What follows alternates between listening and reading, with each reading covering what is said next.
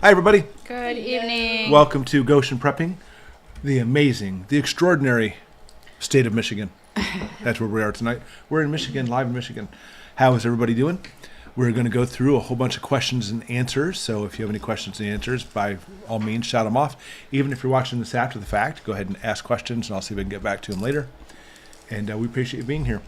In the meantime, we have lots of people coming in the house. We have, of course, first in the house, oh my gracious, Chilling Penguin Army, Redfish, Texas, A Storm Chasing Gal, The Parallel Sound, hello Parallel Sound, TJF, Kate, Dumpster Ahoy, Tombo Gypsy, Renee from Kansas, hello Tomboy, Renee, good evening, hello, our friend Phil, Brenda, wow. PDM Semper Fi, Arizona, Semper Fi, brother, Phil, how's everyone? We're doing great, and people are pouring in. I already cannot keep up, so we'll go ahead and hello to everybody who's pouring in. Exactly.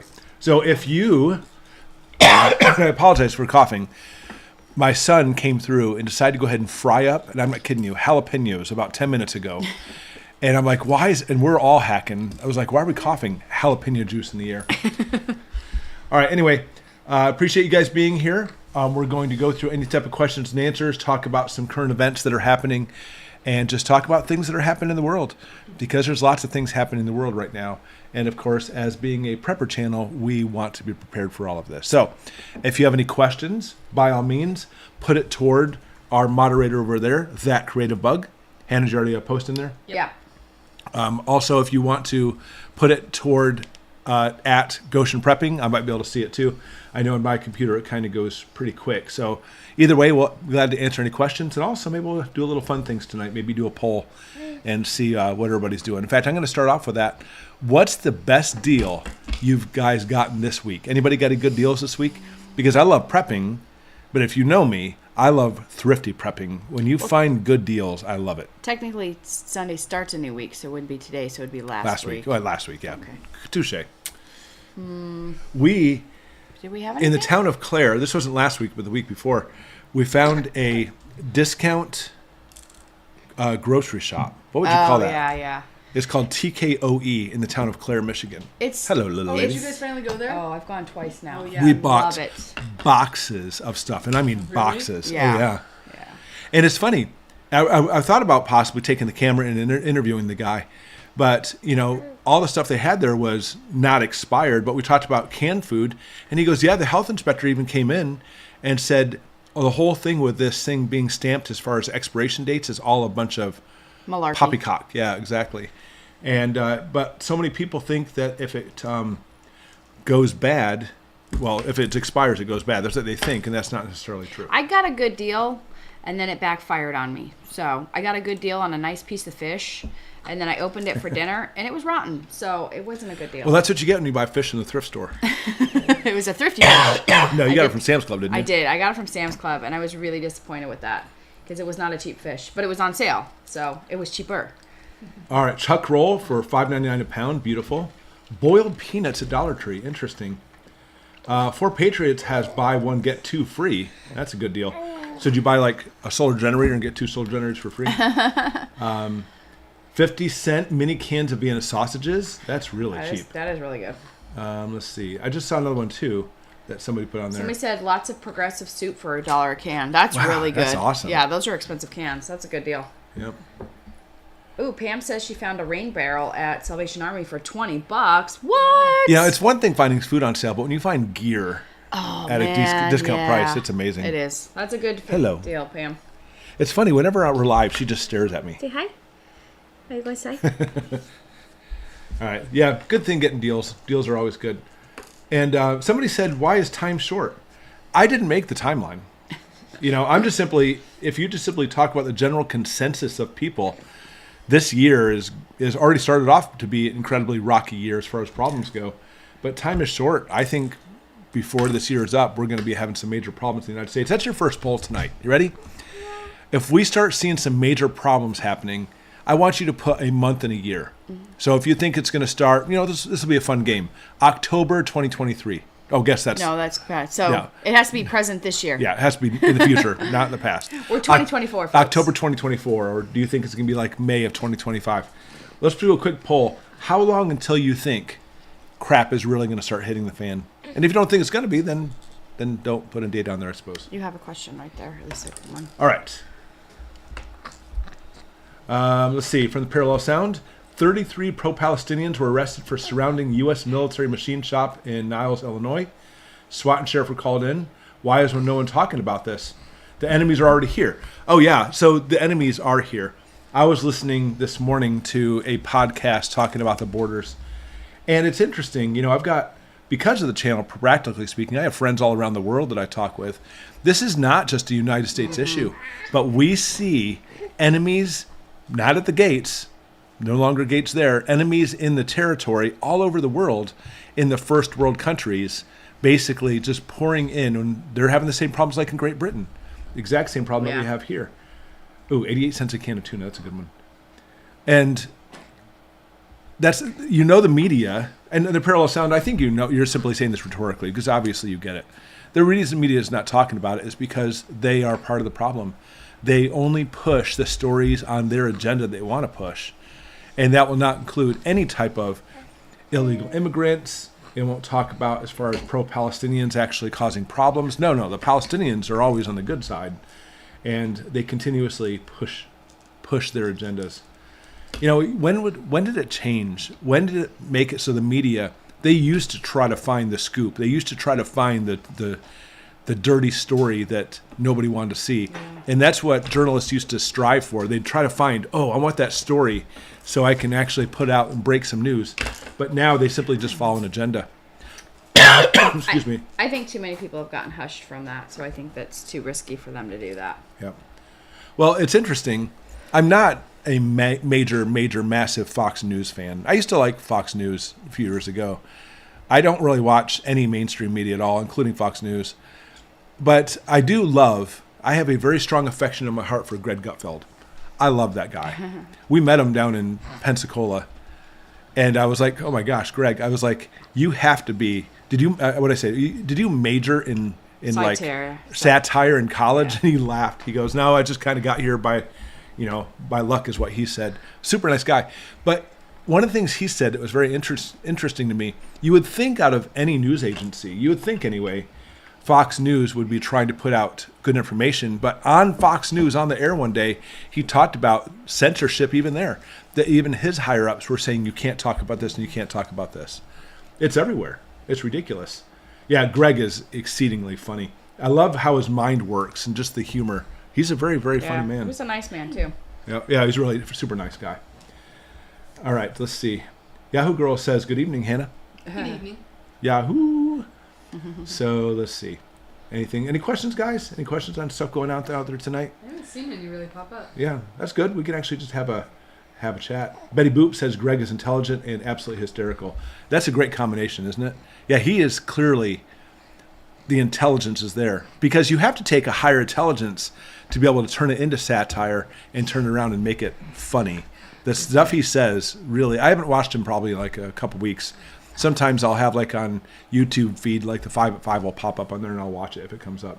Love My Peeps has a question. Excuse me. Have you seen a bill that will give immigrants 0% interest, 0 down to buy a house? I should come there. Is there a north border open too? Because there's some people. Have you seen? Okay, yeah, Love My Peeps. So is there a bill that gives immigrants 0 interest, 0 down to buy a house? The northern border is open too, by the way. And we're seeing it literally just in the last couple of weeks. Now they're starting to say, now we're seeing people come in from the northern border. And obviously the borders are more open on the south. And I don't mean the border itself. Because on the northern side, there's places you could easily just walk across without a river in between. And there's no big half-built monstrosity fence. But obviously Canada is limited as far as what they allow in there. Mexico is like, go ahead and everybody just pass right on through. They don't care. There's an agenda there as well. She's shaking her head? Yeah, she's like, give me that. She's like, give me that. But I haven't seen a bill that talks about 0% interest for them getting houses. But I have seen some either executive orders that are looking at placing or bills they're placing. I forgot which one, where it talks about giving them, it wasn't money. They were going to give them something. Isn't it like a stipend or something? Like a stipend? I think it was a stipend. Wasn't it? A certain amount of money to live on. Yeah, I think it was a stipend, they said. I don't know. It's always difficult because you'll see the good old-fashioned American family with like third or fourth generation trying to make a business, trying to grow their little mom and pop shop, and they get nothing as far as money goes. But yet people coming right in the country, look, here's all this money and a phone and hotel rooms and go ahead and stay there. It used to be with American immigration, when you came into the United States, you did your best to try to find some kind of relative or somebody you could stay with until you got a job and made your ends meet and got your own place. But not anymore. Now it's like the government will take care of you. But if you're American, no, they won't take care of you. But if you're trying to come in this country illegally, it's fine. We'll take care of you, and we'll put you up wherever you want to. Ken says, I know you do Krav Maga and Taekwondo. What do you do? Okay, do you do any groundwork like BJJ? What I do, yeah. All right, so I don't know what that is. okay, I don't know either. Brazilian Jiu-Jitsu. Okay. Sure, I do. Yeah. Now, as far as my students go, one of the things I think is like a disservice if you have a martial arts teacher, they will literally say to you, here's how you kick, here's how you hit, here's how you get out of a chokehold, or fill in the blank, but don't go on the ground. In fact, there's actually a lot of police academies who teach that sometimes. Do not get on the ground. If you get on the ground, you're in trouble. Do not get on the ground. And the thing is, there's only so many moves on the ground that, if you're going against somebody who's like a higher belt in jiu-jitsu, forget it. But, there's a lot of techniques you can do for grappling that are actually pretty easy to do. Focus on a few. There's actually, it's called, oh my gosh, I forgot the name of it. Cook's Law or Hook's Law. Maybe you guys know the name of it. But basically, it's the understanding that, if you're trying to teach a technique, then teach that one technique. Even though it's not the best one, there may be like 10 different other ones, teach one. Because what happens is you get into a situation where you have to use that technique, and if you've been taught a whole bunch of them and you don't practice them all the time, your brain will get confused. So focus on that one technique. But I certainly focus on groundwork. I'm actually pretty darn good at an arm bar. I'm really good at it. But we do obviously any type of. I've done a lot of jiu-jitsu, but that is not my primary focus. That's our son. He likes that one more than. Yeah, that's not my primary focus. My primary focus in our school is Krav Maga. My son's focus is more on the jiu-jitsu side. But yeah, we try to in our school because every school is different. We primarily focus the fitness and the flexibility and the kicking and punching of Taekwondo, but then we try to give them a general background of all kinds of different types of martial arts to be able to protect themselves if that time comes. Great question. Marvin Jacobs, we got a super sticker. What is that, a cup of coffee? Yep, a pair going. Here's a cup of coffee for $4. Thanks, Marvin. I appreciate that. And then, hey, it's our friend, hey, you, for $5. All of what's going on from woke to the border to WF, it's all part of Satan's deceit, in my opinion. We're heading for end times and fast. Thoughts? Well, I will say this, hey, you. I refrain from talking about religion per se on the channel. There's a lot of different people who have different viewpoints. And you know how it is that, in a dinner party, you never talk about politics or religion. We can talk about politics a little bit here because the politics are leading to this. I personally refrain from talking about religion on the channel because people will certainly start jumping on that hole and arguing about that. I'm going to say it as simply as this. I think you would agree with this, hey, you. It's incredibly difficult to decipher future events, especially when you're talking about like end times. You know what I'm saying? It's very difficult because everybody has their opinion or their viewpoint. So personally, I just refrain from it. But anyway, thank you for the super chat. I appreciate that. Got to check in. Hello. We have just wondering what got you into prepping? Question. The military got me into prepping. I was like the typical, what's the term, wet behind the ears kid who, I honestly, when I was a teenager, I would hike off in the woods and go camping using not even a tent and stuff. I just loved it. I love being out in the woods, and I spent a lot of time out there. And then joined the military, and the military changed my mind into like a survival because, here in America in the 80s, as in the 1980s teenager, I really had those rosy colored goggles on where I was like, everything's just perfectly rosy and beautiful. And once you start going to other countries, especially third world countries, especially war-torn countries, it really changes your view on things. And I remember coming back to in America, I literally remember after my first deployment coming back, and I remember looking at everybody still doing their thing of going to the movies and going to their fast food restaurant and all these things. And I wanted to stop everybody and say, hey, don't you know what's going on in the world? Because my view had completely changed in how things were. And that was the day I said, obviously, it's just a matter of time before this hits America, sooner or later. And that was quite a few years ago. And now here we are right in the middle of it. And it's funny, I still have to yell sometimes to people going to the restaurants or coming on the channel saying, what are you talking about? Nothing's happening. You're just a fearmonger. No, I'm sorry. You woke up in your bed wearing your onesie pajamas, your little buttons over your butt so you can go outside and take a dump. You need to wake up and realize what's going on. I'm sorry you grew up in a cozy time in your entire life and never had a chance to actually mature and realize that things are really bad. But things are bad. Things are really bad. And I'm an optimist. I hope things turned around. I really do. But unfortunately, I'm also a realist where I don't see it happening. Yeah. I don't. Even if the government and everybody stopped right now and said, oh, you know what? I'm sorry we did all this. And they start going that direction. It's almost not even possible then. But I think all things are possible. Yeah. But unfortunately, the government is not turning around. In fact, they're going further down in the wrong direction. Yeah.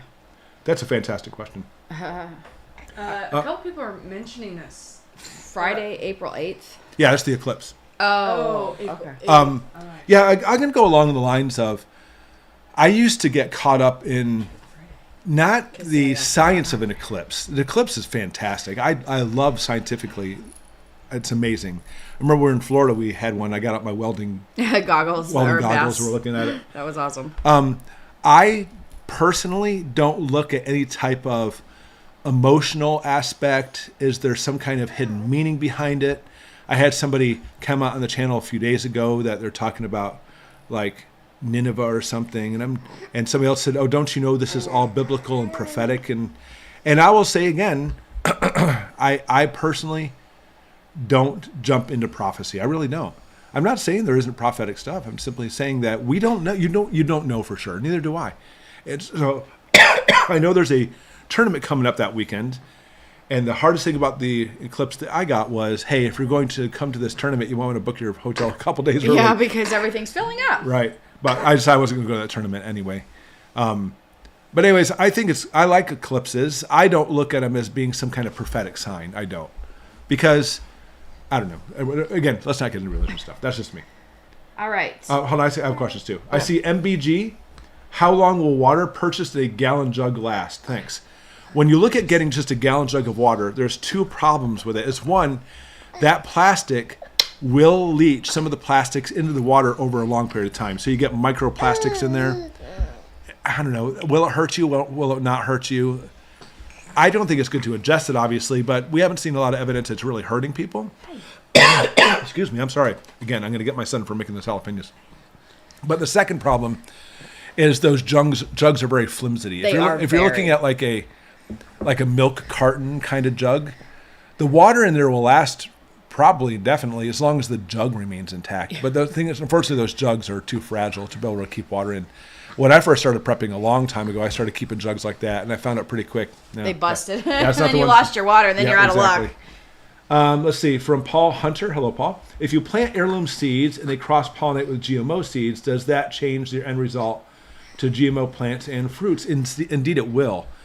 And that's actually one of the things that Monsanto does, is when there's a Monsanto cornfield across the street from a regular cornfield, and some of the pollination goes across the street to the non-Monsanto cornfield, Monsanto has been known to sue them for having their patent-owned GMO plants on their property, which I think is a bunch of garbage. But yes, I please forgive me on this, Paul, but I read a report that it talked about the distance from cornfields. It was something like, I wish I could remember. This is years ago. I read this years ago, mind you. That it's something like, even if you have corn that's 20 miles away, something like that, from a field that has GMOs, your corn will now have GMO cross-pollination, even like 20 miles away, which blows my mind. So we're pretty much all screwed is what we're saying. Yeah, no doubt. We have, in our property here, there's literally a cornfield mile. Yeah, not even that. Maybe not half mile. The wind patterns blow in that direction, but still, that's what they're doing, is they're changing our natural environment, Yep. which I don't approve of at all. Yep.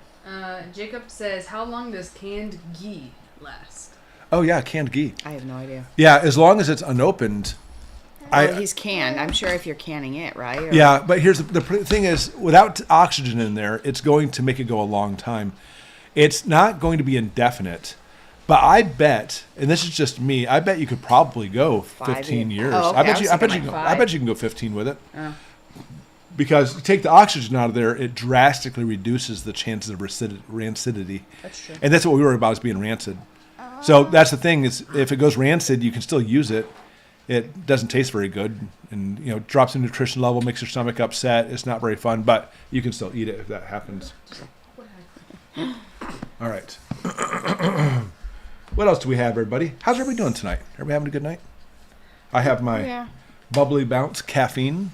I needed some caffeine tonight to try to stay awake. That's Tired. always good. I Yeah, I'm tired tonight It's too. been a rough day. Finish my coffee. It's just been a long day. Betty Boop says, once you treat bottled water or stored water in a drum, do you have to treat it again after a period of time if you don't open the bottle/container? Fantastic question, Betty Boop. All right, so if you didn't hear Hannah, especially with a little talkative baby over here, the question was, if you already treated some water and then sealed that water container, do you have to treat it again over a certain amount of time? No, you don't. All right, so when it comes to this, let's pretend that we're going to take my can of seltzer right here. Since it's been opened, prior to being opened, it's sterile. That's how they produce it. They make it sterile. But now that it's open, bacteria will get in here. And by the way, bacteria is everywhere. It's floating in the air right here. You just breathed in some bacteria. I'm not kidding. It is everywhere. And that is what causes food and water and such to spoil. Water doesn't spoil, but obviously you can have some things growing in there which aren't very much fun. So what happens is, in this situation, once stuff gets in there, let's say you put, obviously it's a small can, don't put 1 drop of bleach in here, but let's say you put the proper amount of and the right concentration of bleach in here, it's going to kill all the organisms in there. Then you seal it. And as long as it's sealed and the organisms can't get in, they will never come back alive again. We actually saw through the principles of Louis Pasteur that spontaneous generation of organisms in a sealed container doesn't happen. It's impossible. We may know that now, but prior to Louis Pasteur and experiments, people really thought things would spontaneously generate. But that's why a can of canned food, you have canned corned beef hash, will last forever, because it's sterile. And why won't the food go bad? Because it's the organisms in the food that makes it go bad. As long as the can isn't dented. Right. It was not right. Well, if the can's dented, you may be letting organisms Yeah. come in, like botulism, for example, Clostridium botulinum. So, if you've already sterilized the water by putting some bleach in there and you seal it, it'll stay like that unless that seal is broken again.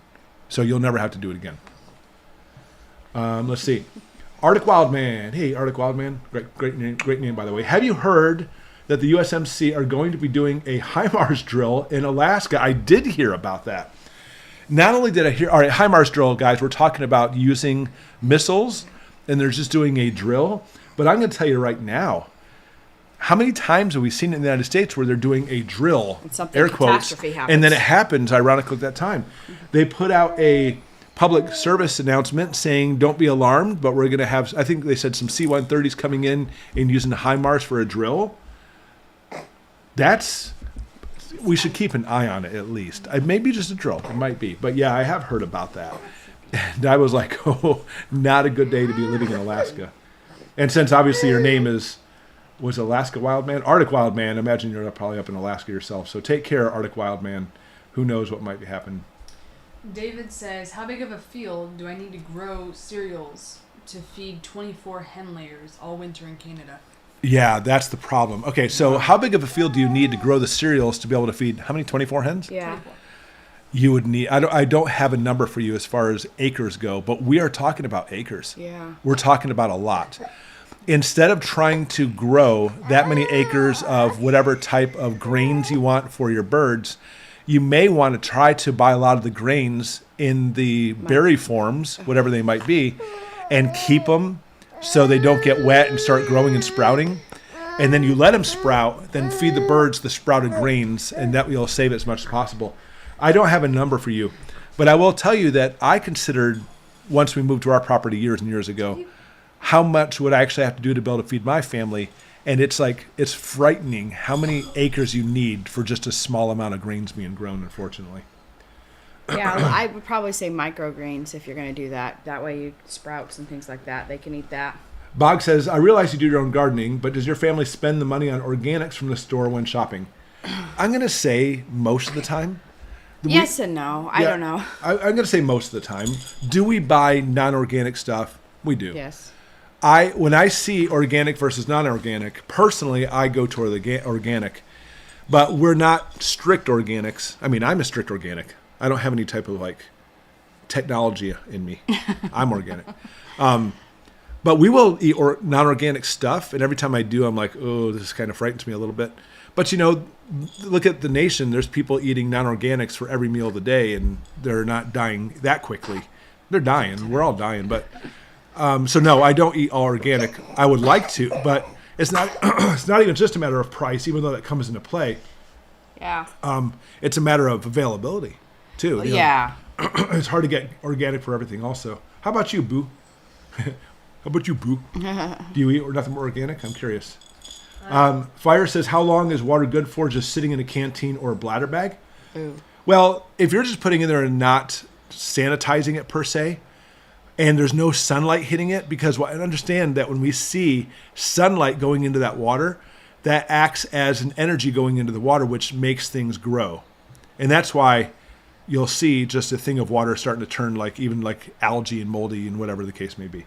There's a possibility if you have it in a bladder bag and it's sealed and you don't put any sterilization there, it'll last like that for years. It could. Just keep it out of the sunlight is the biggest thing. The sunlight really puts a lot of energy in there, and that's why you always want a cool and dark location for even food too. Because the sunlight can chemically change things, but also can actually induce the growth of organisms, which will lead to causing spoilage. I say love my peeps. If bleach doesn't specify a percentage, how do we know how much to add?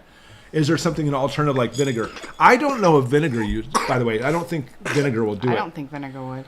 It's a good cleaning solution, but I don't think it's good for sterilization. Not that I know of anyway. So if you don't know how much to add, the problem is if you don't know the concentration on the bottle, it may not be concentrated enough. And personally, I thought it was amazing right in the middle of 2020 and all the things happening, suddenly we started seeing the changes in concentration of the bleaches coming out. And that frightens me. Right now, you're looking at 6 drops per gallon for the lowest concentration that's labeled in concentration. But if there's no concentration on there, you don't know. It's almost too difficult to answer. How about this? I can't tell you what to do in that situation because you don't want too much bleach where it causes problems with you, but not enough bleach let things grow. If I don't see a concentration on there, as long as it's not gel or scented bleach, I know we like our water smelling like lavender maybe, but in that case, I would probably put 10 drops in it to be on the safe side, but that's just me and my family, and I don't want to recommend that to you.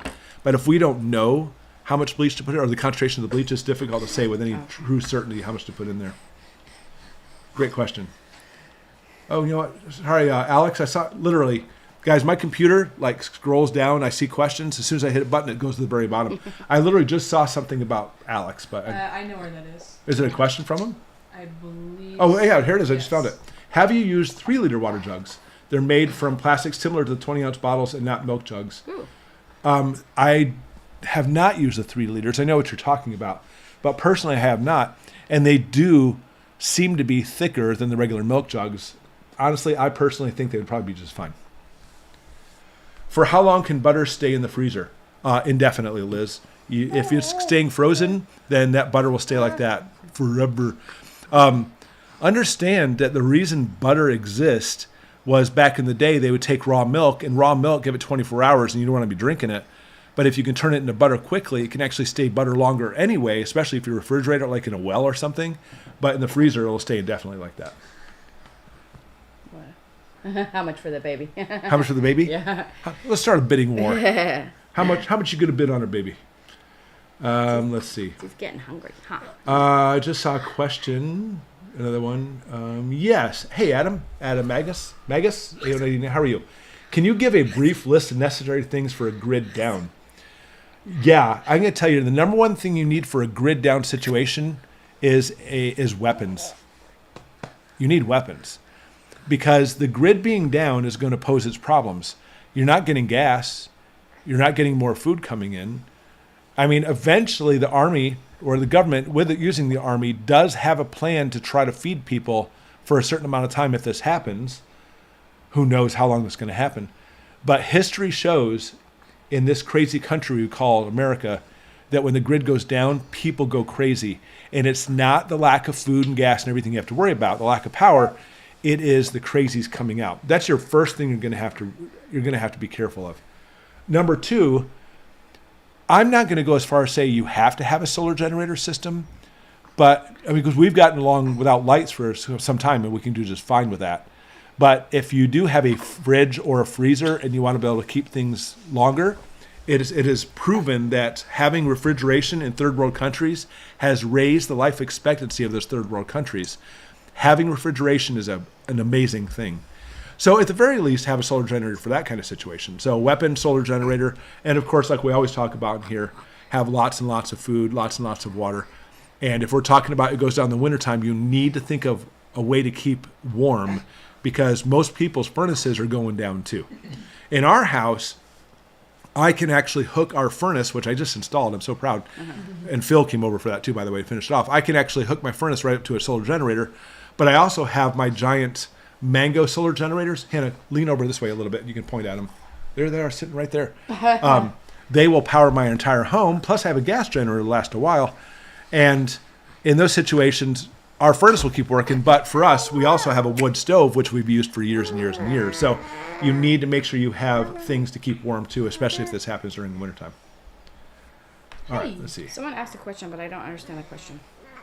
Maybe you know the abbreviations. What is it? No, it's right here. PJ Child of God, what's up with the Doomsday plane flying over lately? Is that normal? Yeah, PJ, I've been watching it. A lot of the flight plans for the Doomsday plane has actually been in patterns where they're obviously testing it. Some of it's coming out of Oklahoma, by the way. And Oklahoma has a facility there where they do maintenance on it. Then if you watch, they'll take it up and fly in certain patterns to see how well it does, then they'll land again. But if we actually see it on the coast, even on the coast, it's common for them to go up. It's common for the military to constantly drill with these anyway. But if you see the planes up, don't get overwhelmed by that because people like to. They're like, oh, the Doomsday planes are up. Yeah, I know, but they do fly quite often. Don't get stressed about that. Hannah, what's the question? No. Is it abbreviations? Yes. It says, why do you guys go OTD? Question mark. I don't Do you understand what that is? OTD? Yeah. No. Okay. OTD? Yeah. I'll Google it. You'll have to explain what your question is if you want us to answer that. Let's see. So, lazy mofo prepper. The military always starts wildfires in Alaska. Really? That's interesting. Is it just careless and reckless? Is that what they do? Or do they do it to maybe to grow back some of the Yeah. stuff? I don't know. Let's see. I'm trying to scroll down. Poor baby, she's bored. Liz, baby is bored. She's getting hungry, so I'm just entertaining her so I don't have to be excused yet. Try to make a few more minutes. Rhonda says, favorite canned corned beef? You know, honestly, don't get me wrong. I like corned beef hash. But it's just fun if I'm talking about any type of food. He just likes to pick on corned beef. Yeah, it's just like corned beef hash. I mean, It tastes great with jalapenos. I have it rarely. Yeah. I mean, very rarely. But I do love the taste of corned beef, though. Corned beef is just delicious. Let's see. What else do we have? See a lot of people talking to each other. That's good. Jay McPherson. Yeah, talks about, he's obviously talking to somebody else on here, which is good. Thank you, Jay McPherson. But a 22 long rifle is surprisingly effective as a rifle. It is. More people in history have died from 22s anyway.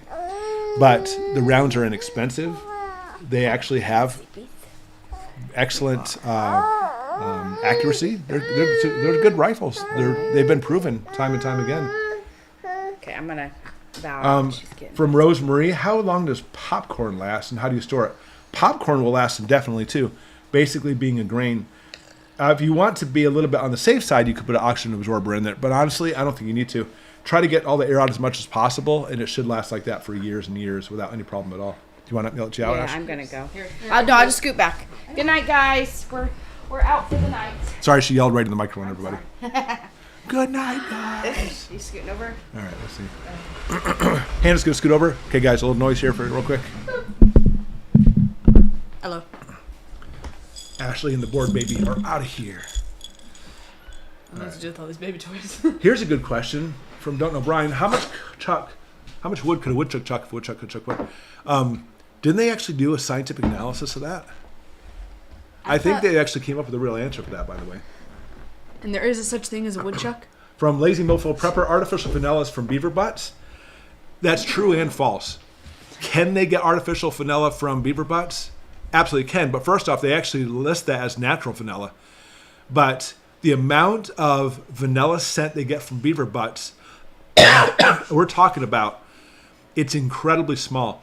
And practically speaking, any vanilla you buy in the grocery store or something that's actually labeled as being vanilla, like a vanilla cookie, I'm just making that up, I don't know what you use vanilla for, is never going to be the beaver butt vanilla. The beaver butt vanilla is almost completely bought out by perfume companies, by the way. So if you do have some like perfumes and scents, that very well could be beaver butt vanilla. And I know that's actually around a lot of places. People talk about vanilla. If you get vanilla in the store and it doesn't say it's from a vanilla bean, whatever, people say it's a beaver butt vanilla. No way. It's like incredibly expensive to get it from beaver butts. And literally, it's only in almost only perfumes. But in America, from what I understand and what I've read about it, there's no foods in America at all that actually use beaver butt vanilla. Apparently in Europe, there might be some, from what I remember. But it's actually almost not even used for food anymore. It used to be, but not anymore. Can't afford to buy much organic, but I have been trying to buy grass-fed beef. Yeah, that's really good stuff. We have out here in the middle of the country, we have lots of neighbors always, people want to go in like halves on doing butchering for the cows out here. Let's see, what else do we have? I know. Yeah, there's like a bunch. There will be a bunch of questions, and then we'll like chat a bunch, and there won't be any questions, and then there'll be a bunch of questions. So always get stuck in the non-question areas. So from M. Burton, what's the difference between like a lithium ion and a lithium iron, like a lithium iron or an iron phosphate battery? Basically, without going into the incredible details of the efficiency and how they work and such, it comes down to this. When you look at lithium is a ionized particle. It's a salt, literally. And whenever you have the movement of charged particles, that's electricity. That's all it is. So lithium can be used in a way in which, obviously, they push the charged particles when you charge up the battery, then they move back again when it basically discharges and powers your gear. Now you can actually use iron phosphate.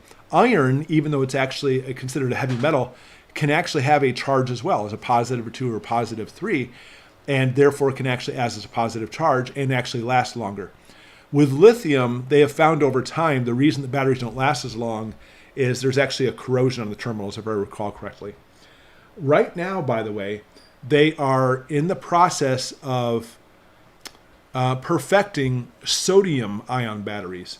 And they've been trying to do this for a long time, by the way, because sodium is ridiculously plentiful. It's everywhere. But there was actually a stumbling block. They couldn't get past it, but now they've gotten past it. So there's an excellent chance in the next couple of years we may start seeing sodium ion batteries. And if that's the case, it'll start replacing most of the different types of batteries. And they're actually, if I read right, it's like 200% efficient compared to lithium ions, something like that. I try to keep up with some of the new stuff, but it usually takes a long time before you start seeing it on the market, but it is coming. Let's see. Cooking with marrow bones is good fats for your health. At what point is it becoming no good? I don't know. I don't know if there is a point, David, because when you look at the marrow, I'll tell you right now, the collagen you get from the marrow is one of the best foods you can get, period, end of story. Eventually it'll get to the point where, I don't know if we're talking about as far as the bones, how long can you actually do it for that point? Like how many boils can you get out of it? Or if we're simply talking about like as a humans, how much can we eat before it's not really good for us anymore? There is no point for us humans. It literally could be one of the best foods you could have is literally having the marrow in your food. And that's one of the things we do. We do a lot of bone broth and stuff. Bone broth, especially as I try to work out and get in shape and everything for martial arts. I try to, like if I have a heavy workout, I'll try to break a fast with drinking like broth, bone broth. And it's really good for you. It helps build up your cartilaginous systems in your body. Let's see. What else? But no, yeah, we were talking about beaver, but you weren't hearing us wrong. It was. Oh yeah, beaver no, butt. yeah. So somebody got the idea that let's go ahead and milk a beaver butt from the glands by the butt, and it smells and tastes like vanilla. Why? I don't know. It's bizarre. But for a while, in America too, they were actually secreting the glands from these beaver butts and using that as actual vanilla in food. But that's gone in America. That you don't have that in America anymore. However, many of the perfumes have the beaver butt gland scents in it now. And honestly, the stuff they put into perfumes and colognes and everything would make you shudder. That stuff, because like in humans, by the way, this is actually a misnomer. I should tell Naomi about that. People think that humans have pheromones. We don't. Hormones that are in our body control things, make things function or turn on certain organ to work, etc. If you actually secrete a hormone outside your body to link up with another person, for example, that's called a pheromone. And there's many animals in the animal kingdom that have pheromones to attract other animals, but humans have none. We don't secrete any pheromones at all. But some of these perfume companies know that they want to attract the opposite sex and there's no human pheromones, so they literally take pheromones from animals and put them in those different perfumes, hoping that would actually attract a person. I would imagine wearing these perfumes in a zoo will really tick off some animals, I'm guessing, because there are some things in there that they put in there to try to attract like animal magnetism. There's no scientific evidence it works, but they do it. And that's what they also do is they put beaver gland butt juice in some of these too to give it a natural vanilla beaver flavor. Yeah, Or scent, I should say, not flavor. Yeah, who did try that first? It's like, why? I know, exactly. Did you hear about a fisherman caught a spy balloon off the coast of Alaska? Hunter, I didn't hear that specifically, and this may be a different story, or maybe it's the same one, I'm not sure. I do know that there was actually some hobbyist ballooners putting some hobby balloons in the air. And I've never done hobby ballooning, but you can actually do hobby ballooning and not have to like register it with the FAA or something. Again, I've never done that before. I used to fly, but I know the flight rules, but I'm not sure what the rules are for people who launch these balloons. I don't know if that's the same story though, Hunter. Who's the scary behind y'all? That's Al. Albert and Bob. Bob is our punching dummy for practicing martial arts. And then Albert next to him is a dummy I bought so I could start doing some videos for medical stuff on the channel, which I'm going to do, but it's so funny. I didn't even think about this. The time I actually want to film the videos is the time we homeschool the kids right here at the table. So I was like, darn it. So I'm trying to find a time where I can actually film some medical videos with Albert. But that's why Albert's just kind of creeping around back there hanging out. Yep. Can you use swimming pool chlorine for water storage? David, you 100% absolutely can, for sure. I do not have the concentrations for you. That's one of the things I want to look into to try to give people some information for that. How much to use? I don't have that for you, but you definitely can. I know that for a fact. Kevin says, do you think upcoming solar eclipse is any concern for us? I don't. I don't think it's any concern. I think it's the typical thing. I understand, guys, mainstream media does two things. One is they're tied to the hip with far progressive left news. That's what they do, is they really fall on that side. But second thing is if they even hear an inkling of a story that they might get people to watch it, they'll do that. And they talk about like state of emergencies and stuff, but that's just because of tourism, Again, I mentioned earlier that there's a tournament for us for martial arts coming up in that weekend. And we got a notification saying if you're coming to the tournament, you might want to book your hotel now because it's going to be really crazy at that time. And I said, well, you know what? I don't want to go to that tournament anyway, so we just are skipping that one. I think it's just a bunch of hype. I don't think there's anything to it. I think it's cool. I love looking at astronomical stuff and eclipses and everything. It's just really fun. I'm a nerd like that. Can you really make a painkiller from wild lettuce? You can make a painkiller from wild lettuce. Yeah, very good. I don't know. I don't know the process of doing it, but please don't quote me on this. There's something like 5 different species of wild lettuce or something like that. It grows in your yard, by the way. You look at it and you don't see it as being lettuce, but that's what it is. But the leaves, if you actually pick it up on the leaf, you look at it, you're like, oh yeah, that does look like a lettuce leaf. And there's actually some chemicals in there that actually will help alleviate pain. I don't know how much or how effective it is. But we actually get aspirin, or used to, from the white willow bark. That's where it came from also. back in the day, a long time ago, people knew if they got like a headache or something, they'd take the bark from a white willow tree and chew on it, and that's what would give them aspirin. Then later on, we were able to, isolate it from the bark, and that's where we get aspirin from now. Interesting. What's that? Patricia says, from what I understand, the term woodchuck was adapted from how the colonists understood the indigenous people's language for woodchuck, which was groundhog.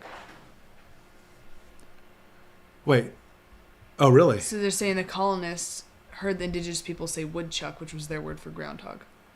And that's maybe where we got the word woodchuck from. Cause maybe. I don't know. Is a woodchuck even a real thing? I don't think so. Yeah, I don't think it is.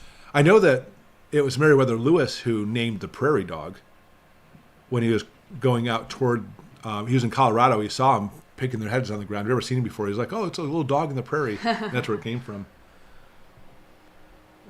Okay, there you go. Wild lettuce is close to opiates. Thank you, Yahoo girl. Yeah, I knew it actually had some stuff in it.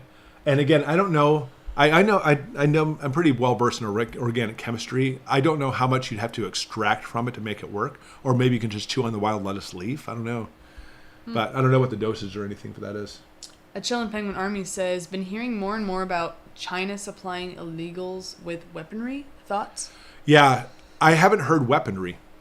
I will tell you this though, that when it comes to China, and now this is, from what I understand from the Border Patrol, this is the number one group of people coming in the United States now are Chinese people. We will look at it, and the mainstream media wants to think, oh, they're trying to get away from China where things are difficult there and they can't get a good job and a good life, etc. And they still won't go calling a totalitarian regime, which it is. And that's what they claim. And I actually have pictures. I, of course, again, have friends everywhere who send me stuff. I have pictures in Mexico of basically, it's kind of like their underground railroad. I don't even like using that term, but that's the best way to describe it. As they come through, and there's all these signs that are written in Mexican, then they actually have the Chinese names. If you want food, go this way. If you want to go here, this way. And basically is setting up this assembly line to bring them to the United States. Now, China, Xi Jinping says these people here in America and all around the world are Chinese residents, and it's basically China's way of spreading itself around the world. That's Xi Jinping saying that. And you would think that in that situation, the totalitarian leader of China would say something like, oh, they're just there on vacation or they get education, but he says no, it's actually all about infiltration. Xi Jinping says that himself. So if they have weapons, that would not surprise me one little bit, because there are a lot of Chinese who give themselves up because it's a catch and release program. But it's estimated now, right now, there's 100,000. I just saw this morning. I think this is the numbers right, so don't quote me on this, but I'm pretty sure 100,000 people, or maybe it's 10,000 people a day right now are gotaways coming into the country. Maybe it's 10,000. I don't know. It's a lot of people. And again, Chinese are supposedly the number one right now. Let's see. Did you listen to the German officer talking about war in Ukraine blowing up the Crimean bridge? No, I didn't hear about that. I try to look at the stuff going on with Russia and Ukraine, but I don't spend a lot of time in there. I like the news. Every morning I read through all the different types of news of what's going on around the world. But I really try to focus more on just preparing for stuff rather than getting caught up in all that. Although I do that sometimes. Let's see. What do you think about the 1997 to 2007 prophecy book of Philip Barnett? I have no idea what that is, Jeff. I personally don't buy into prophecy stuff. That's just me. Did you hear that the prisons in Venezuela are almost empty? They let the criminals come to the USA, and now we're not allowing the U.S. to deport them back. Yeah, for sure. And it's funny because just when this happens is when you see good old sleepy Joe Biden make an agreement with Venezuela about buying the oil too. So I certainly see that as being a connection there as well. Let's see. So you see any other questions, Hannah? Where'd it go? Okay, say yeah, right here. Did you listen to German officer talking about war in Ukraine blowing up Crimean? Did you just answer that? The Crimean Bridge. Yeah, I just mentioned that one. There was somebody talking about woodchuck stuff, and so I was looking it up. A little distracted. Yeah. Let's see. Hey, Patricia, I know about this for sure. Here in Mecosta County, Michigan, we're fighting to keep the battery plant out, which is Chinese owned. I know that's been a big fight you guys have been trying to do to keep them out of there. Do you think Putin's threat of the big orange cloud? Wait. What do I think about it? Yeah, I what think do you it's think? serious? Teresa, I don't think it's serious. We see a lot of hyperbole coming out of Russia. And that's not simply saying Putin's doing it, but Russian tactics, even during the time when I was in the Cold War, are all about hyperbole and basically smokescreens, metaphorically speaking. So when you see, here's the thing. If you see certain things go in certain directions and it really is a threat, they're definitely not going to make a big stink about it per se. When you see nukes being moved into Belarus, no matter how many times prepper channels will tell you, oh my gosh, nukes into Belarus, trust me, when they're announcing it, that's not going to be the problem. It's when they don't announce it is when the problem occurs. You know what I'm saying? Let's see. Yeah, thank you, Dawn. Good. Yeah, she actually gave some of the actual species names for some of the lettuce that you want to take a look at. What do you think of the book 1 second after? You know, honestly, my overall view of it, it was good. And I see it as far as the scale of things, as far as how bad things can go, is more on this side of it. But I like that for the fact that at least it raises awareness for people who don't know what's going on. Personally, I don't think it's going to be this far over. I don't. Just from what I understand as far as everything that I do as far as prepping and research goes, I'd say it's going to be more in the middle. But in reality, there's nothing wrong with that because you want people to wake up. And I think for us, reading those kind of books are good. But I don't get super alarmed by it. Just to learn it as a learning lesson. All right, I see a super chat from Hey You. Let's see. And if Chinese infiltrators sabotage our grid, won't they be self-ending? Or do they have plans to survive? Will then they invade right after or wait? That's a fantastic question. All right. I have a good friend, and I trust this friend, but it's still just hearsay, who has claimed that they have evidence that the microprocessor systems in our transformers, which have come from China, absolutely can be used as a backdoor if they want to just bring our grid down simply through cyber. And it's not we're not talking about like a cyber attack where they're trying to hack into our systems. The way these microprocessors are in these transformers, they're already in our systems. So personally, if I see the grid going down, I don't see it where these Chinese infiltrators, practically speaking, will be the ones taking the grid down. I think they're here for after it goes down. Because once that happens, you start seeing chaos enveloping because of this, because that's what it will be. Nothing short than chaos. The Chinese infiltrators will either exacerbate problems or take advantage of situations at that time. That's what I think is going on with that. So an actual CCP invasion, not right after. Their objective and goal is really simple. Divide and conquer, trash America so we fight amongst ourselves. And most experts agree that if our grid goes down, 90% of Americans are going to die, either lack of food or through violence trying to get food. Then it's slim pickings. Then it's really easy for them to invade. But it's going to take some time for us to all kill each other first before that takes place. There was a question. What did it say? Did you see the president of Nicaragua's speech to the USA and to the elites and Soros? No, I didn't. Yeah. When did that come out? So there's a question about the president of Nicaragua talking to the elites and stuff. I need to research that myself. Thank you. I believe that was Ellie that asked that. Kevin says, do you believe there's a medication shortage at pharmacies? I do. And I don't say that because the mainstream media constantly pours out that there's a medication shortage. I'm a doctor, but I don't practice anymore. I still have a lot of friends in the medical community. And I continuously hear from people in those areas that, yeah, we have big problems in the pharmacy with some of the major pharmaceuticals that people depend on are simply not there. And that's pretty scary. I see a super sticker from Angie Conley. Thank you, Angie. And gave us a nice little yellow heart. I appreciate that.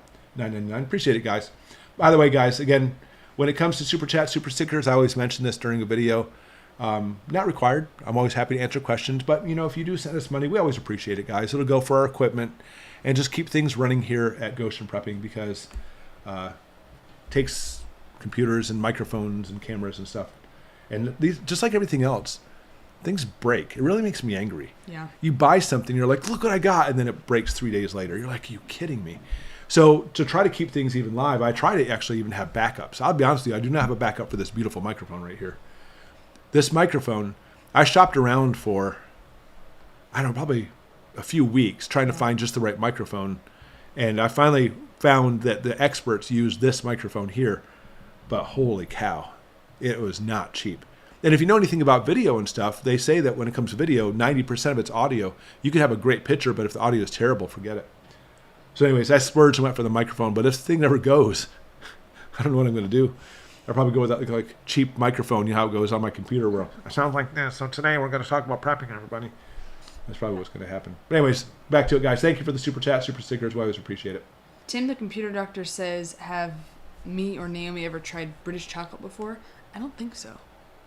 Have you ever had British chocolate? When I lived in Britain. Is it good? Yeah. Oh, yeah. Things are definitely different there. Yeah, that's here. the thing is I know it's really different. I don't think I've ever really had it though. Not that I know of. I mean, they love British stuff, by the way. yes. This weekend, we had to drive 2 hours and 40 minutes Yeah, something like that. for yeah. training. I had to go down for training for martial arts. And that's like too far. And I was like, I don't know if I can go down. I can only drive so far. My brain really gets scrambled easy. And we found out in the town in Tecumseh, Michigan, It's such a cute place down there. they had a British tea shop. Yeah, yeah. And once Ashley saw that, she's like, Hannah, do you want to go to Tecumseh with Eric so he can go to his training? And I was like, yes, you're going to help me drive down, what she did. But anyways, it was fantastic. Yeah, and the tea shop was adorable, and we bought so many teas to try and take home. So it was awesome. Yeah, very cool. DJI Lavalier mics. Yeah, thanks, Echo 36. I considered getting a lavalier mic. I know for me, personally, I'd like having a desktop microphone like this. I have a couple different systems I use for recording videos, but this is the only real microphone I have, so I have to move it around depending on what I'm doing. I also have, which irritates the daylights out of me, I have a Hero. I think it's the version 9, and it has a real nice microphone on it with a dead cat and everything. It's a dead cat, by the way. It's not a real dead cat. It's the wind muff stuff. It's the really fuzzy thing you see on the microphone. In the business, we call them dead cats. But I'll tell you, that's if I'm actually outside filming or doing things, that's one that comes with me. It works amazingly well when it works. But there are times where I'm right in the middle of filming and it'll just shut off. I'm like, come on, seriously? So I think a day is going to come where it's going to crash on me also. Awful. Somebody asked, I don't remember who it was, how long have you been prepping for disasters? How long have I been prepping for disasters?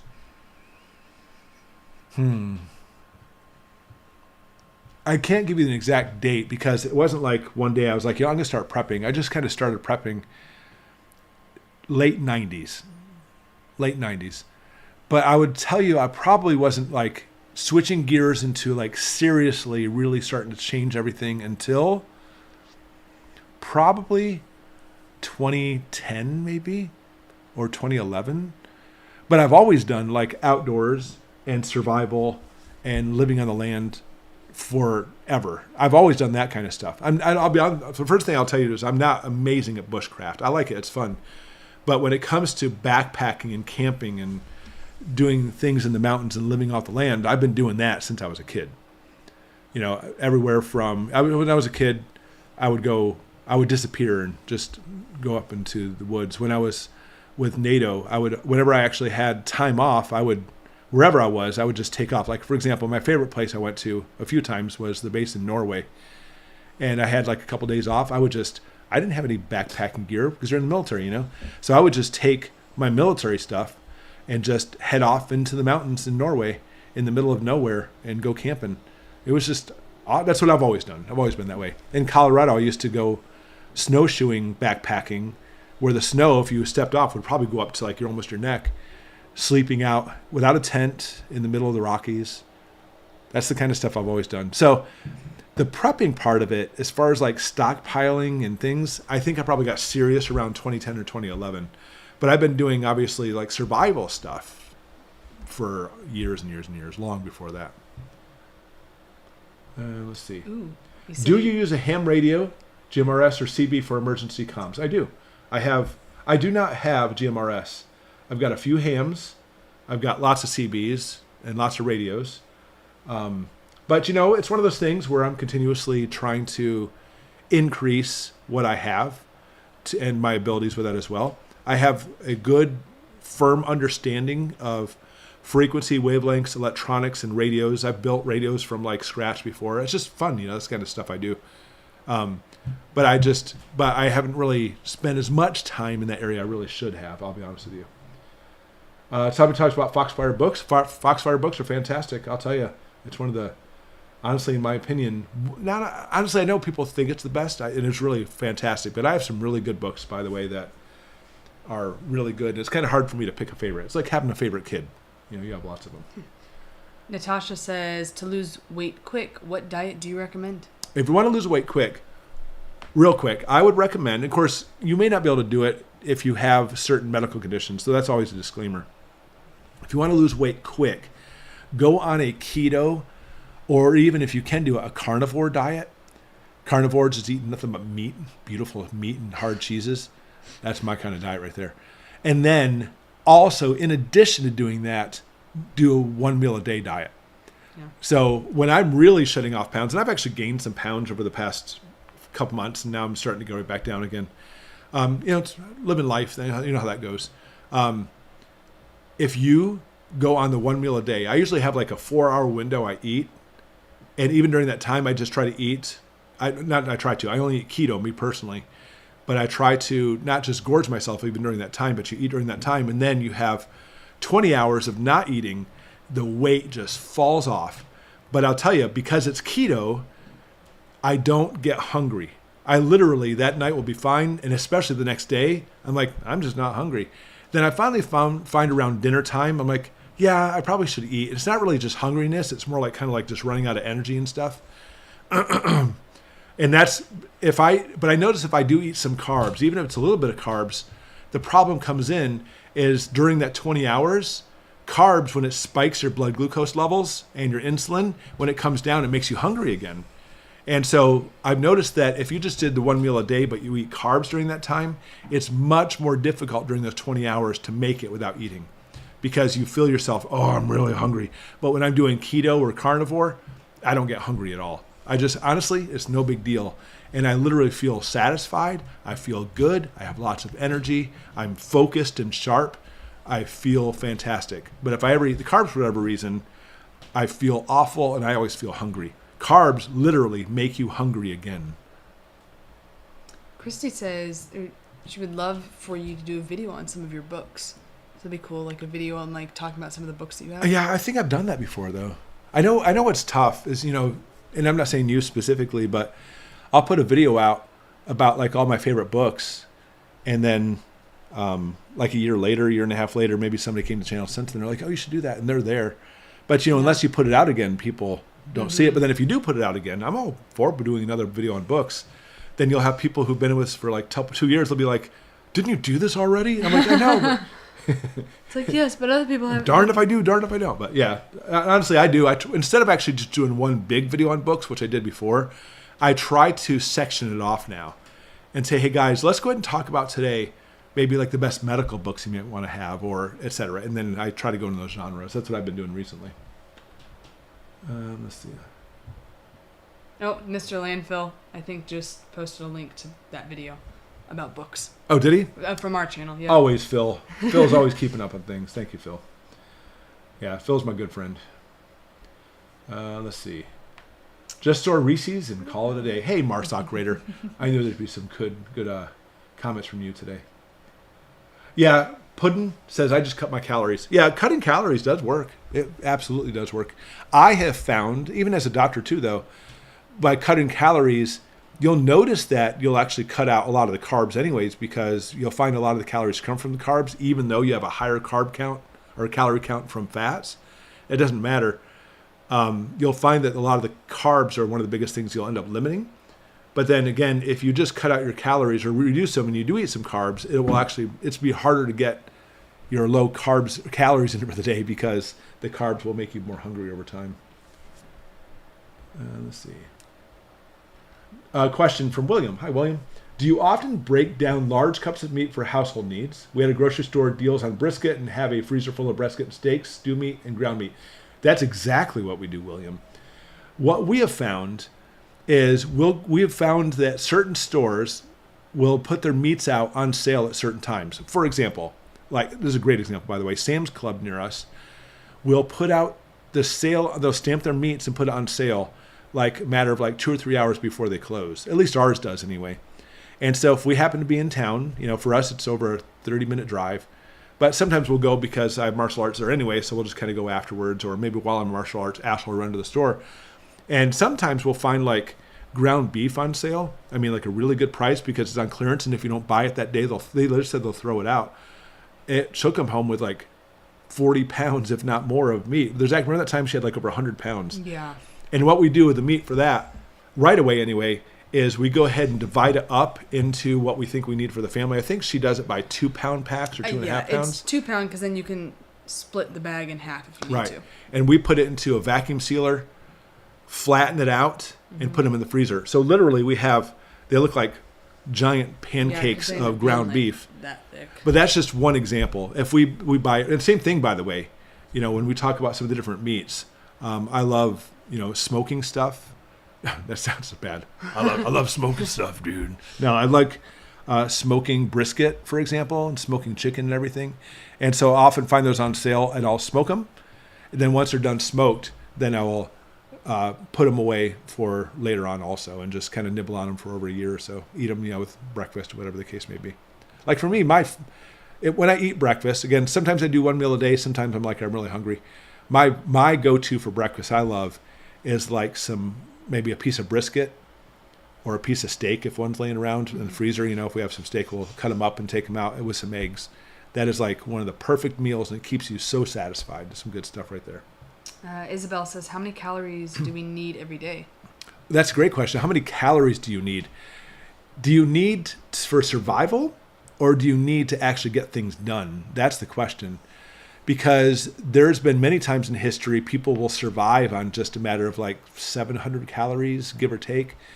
But you're almost good for nothing, because you're basically feel like a slug on the ground because you have no energy to do anything, and you'll become skin and bones. The USDA, or what is it, the FDA, whatever, one of those goofball agencies that has no idea what they're doing, they say 2,000 calories a day. 2,000 calories a day will keep you doughy. That's my term for it, doughy. And sometimes I get a little doughy myself. If I've been eating a little bit, go off keto for like a couple weeks, I feel kind of doughy. Then I have to I got to get back on my diet and work out more. But 2,000 calories a day, by the way, is more than you need. You don't need that many. Some people do. Like, in martial arts, you always have an instructor. Somebody who's higher than you. My instructor, I could only hope to be like him as far as like his abilities and stuff. That man, he eats like, I'm not kidding you, 5,000 calories a day. He just puts the stuff down and can't gain a pound. And he has a hard time even trying to get the muscles for this. And I'm not saying this if you're listening, sorry, sir. But, like when we're doing push-ups, everybody knows that when we do push-ups, I can crank through 50 push-ups in one sitting, and it's not a problem for me. He has a hard time doing that because he has a hard time because he eats so many calories, even just keeping the muscle mass on. I can get the muscle mass. It's keeping the fat off for me that I have a hard time with. But, everybody's a little bit different. But, they say 2,000 calories a day. You can get by easily less than 2,000 a day. But if we're talking about crap hits the fan, though, and you're going to be not driving to work, but outside cutting wood and trying to chase deer to stab them with a spear because you're hungry, 2,000 will probably not be enough. You're going to have some extra calories in there for energy-wise to be able to keep going. Our sock raider says Reese's have calories. Reese's do have calories. They also have delicious peanut butter inside as well. Johnny says, do you train with any weapons in your martial arts? I train with every weapon I get my hand on. I'm not kidding you. I'm a weapons guy. The official weapons in martial arts, I'm well trained in everything as far as like, traditional martial arts weapons, bow staff, sword, nunchucks. Kamas are not my favorite. What else do I use? Kamas. I also use I know there's more than that. Sticks from Kali, beating the snot out of people with sticks. I do not nor have I ever used size. That's just not anything I've ever trained with. Yeah. But then, outside of traditional weapons, I'm a guy, I train with knives. So I know how to disarm people. I know how to grab the knife, take it out of their hand, and stab them multiple times with it. I train with how to slice people with knives effectively to kill them. That's what I do. That's my thing, though. But I love weapons. Oh, yeah. And with my students, I try to, as much as I can, try to get them interested in finding at least a weapon. And in my school, if a student is interested about trying to step up and become more of a leader, and we have a leadership program, I'll say, absolutely, we need to apply for it. You need to do this and this and this. And also, you need to choose a weapon in which you need to come early at least once a week, and I'll start training you with that weapon. Yeah. So it's required if they're going to be in some type of leadership program in my school. Hey You says throwing stars. Yes. Oh, yeah. I even have my own that. Yeah. In fact, I just picked up from a gun show a few months ago a huge, beautiful set of throwing knives. Yeah. I forget what it's called. I never remember any of those. But you ever seen it like Jackie Chan, where they actually throw this? It looks like a metal thing on a rope, and the rope goes straight out, hits somebody in the head, and comes back. What's that called? We have those weapons too, although I have not trained with those. We have them. Yeah, that's cool. But yeah, so basically, and that's what we do with Krav Maga. Anything becomes a weapon, and so we'll basically use anything we'll get in like fights and stuff and try to beat each other up with whatever we can find. It's just fun, improvising with things. But yeah, we're all about weapons. Of course, those are martial art weapons. From the military side, firearms I'm ridiculously good at too. That's something I admit over the last year I have not been spending as much time in doing my firearm tactical training as I should. But I love firearms. I love shooting guns. We have a range in our yard that we practice with when we practice. I went out there a few times. I often find I have people coming here that I'll train on how to shoot rather than me just taking the time and practicing as much as I said. I admit I have not been, probably because of the channel. This thing really takes a lot of time out of me. I love to shoot. And for me, my thing for shooting is I'm a long range shooter. I have a Tikka tactical, I hate the term, but people understand it as a sniper rifle. I have a 6.5 Creed 4 Tikka. This thing is fantastic. It's incredible how accurate it is. We're talking about well over a mile I can shoot with this thing. It's a beautiful weapon. Tim the Computer Doctor says, roughly what size parcel can you accept at your P.O. box? Oh, I can accept any size parcel at my P.O. box. The way it works is if the box, this is so funny. They have different size boxes. And I was like, so what happens if something arrives that's bigger than my box? And they're like, oh, no, we'll hold it for you for 10 days. And I'm like, then why would I get a bigger box? And they're like, I don't know why you would. So I was like, I'll take the smallest box again. And so you can send anything you like. Bigger box is fine. And we just make sure we always check our post office box within the time period so that the item doesn't get sent back. And so we go there we try to go every week, but we actually have longer than a week to actually do it. But we try to stop by once a week. There was, what was it? It was something about how, is keto/carnivore diet hard on the kidneys? That's actually a fantastic question. There's a lot of people who say it is. But the thing is, you know what is hard on the kidneys? Is obesity. Because there's a 100% direct correlation and connection between obesity and hypertension, which will trash your kidneys more than anything else will. So the biggest thing is when you talk about keto or carnivore, here's where people get confused on that. They think that because you eat so many proteins, it's going to cause problems with your kidneys.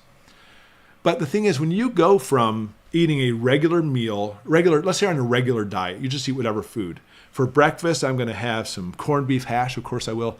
I'm going to have eggs and toast for breakfast, right? Sound good?